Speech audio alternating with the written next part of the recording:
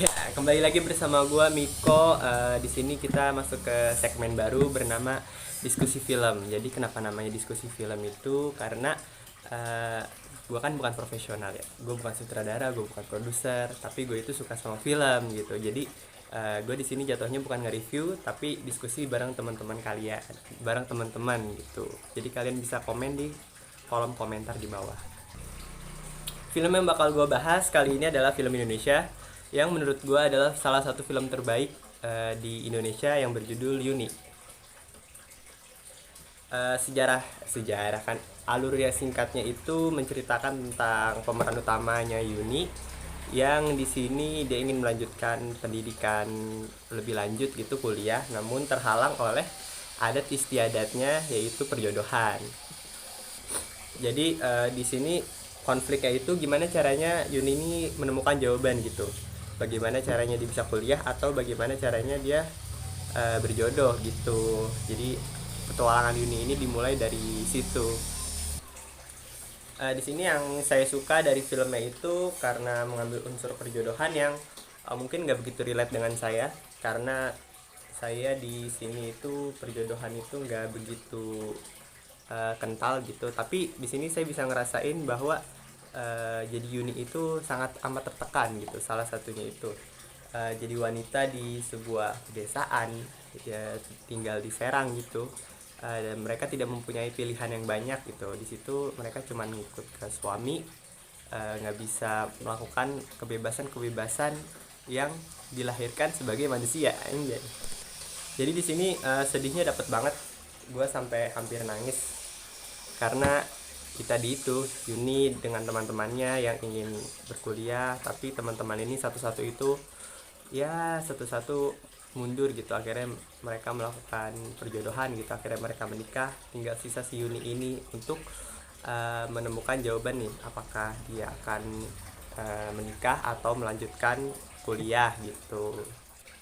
Di sini petualangannya benar-benar berasa. Maksudnya petualangan ini pencarian jawaban dari Yuni karena dia seorang remaja ya, anak SMA kelas 12. Jadinya dia mencari jawaban dengan berpetualang, istilahnya itu kayak gitu.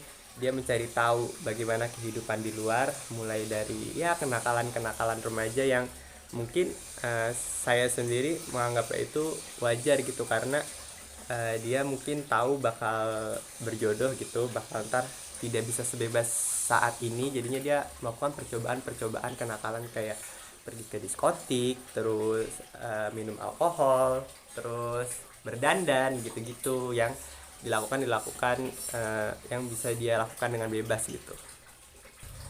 Scene favorit saya mungkin saat Yuni sama temannya itu siapa lupa, dia berdandan gitu dengan sangat uh, dengan tebal gitu berdandan.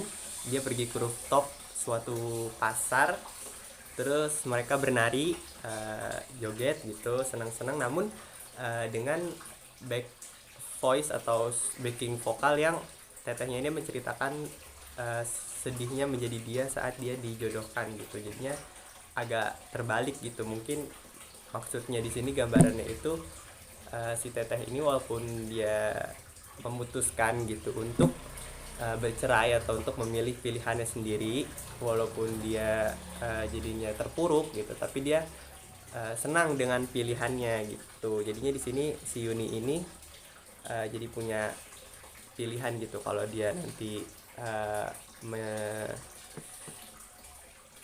kalau dia nanti menolak gitu, ntar mungkin kemungkinan besar akan jadi seperti si teteh gitu. Terus ending dari film ini akhirnya Yuni memutuskan untuk menikah, namun endingnya itu kayak puitis gitu ya.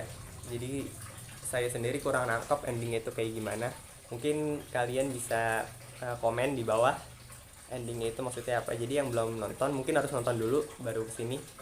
Endingnya itu akhirnya itu si Yuni menikah, namun saat sesi pemotretan dia ngirim surat ke calon suaminya.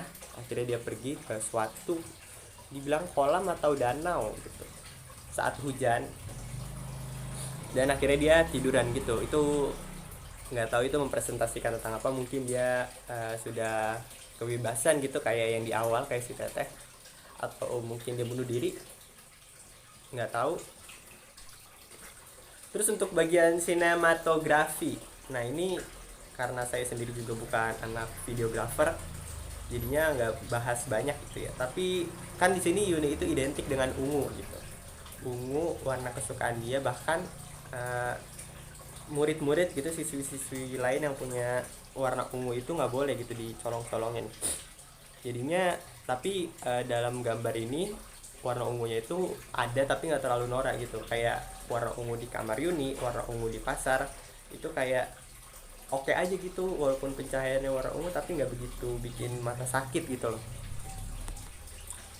Jadi pesan dari saya, kalian wajib banget nonton film ini minimal sekali, karena menurut saya ini film yang sangat bagus, film Indonesia yang sangat bagus. Skor dari saya itu saya bisa kasih nilai 9/10, karena emang bagus banget sih. Maknanya dapat gitu, kesimpulannya dapat, terus sedihnya dapat, actingnya juga bagus-bagus. Jadi mungkin cukup sekian diskusi film dari saya. Mungkin teman-teman di sini yang ada yang ingin menambahkan gitu, ingin berdiskusi, bisa di kolom komentar. Ya, sekian dari saya, Miko.